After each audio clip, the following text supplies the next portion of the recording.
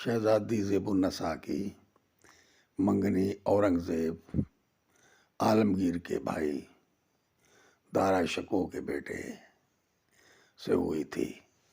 پھر جب تخت شاہی کی جنگ شروع ہوئی تو اورنگزیب عالمگیر اور دارا شکوہ جان کے دشمن بن گئے، اور اس دوران شہزادی زیب النساء نے محل کی کچھ باتیں دارا شکوہ کے بیٹے کے ساتھ کر دیں۔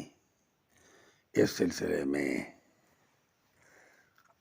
وہ اپنے والد سے ہم کلام بھی ہوئی۔ اسی وجہ سے شہزادی اور بادشاہ کی لاڈلی کی بقیہ عمر قید کی حالت میں گزری۔ شہزادی زیب النساء نے 1702 میں قید کی حالت میں جب وفات پائی تو اس وقت شہنشاہ ہندوستان دکن کی مہمات میں مصروف تھے۔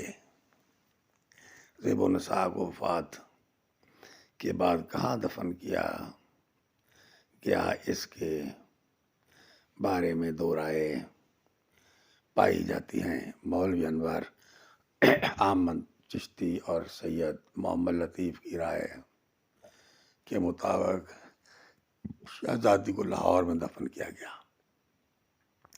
انگریز مورخ اور سر سید احمد کے مطابق زیب النساء کا مقبرہ دلی میں ہے۔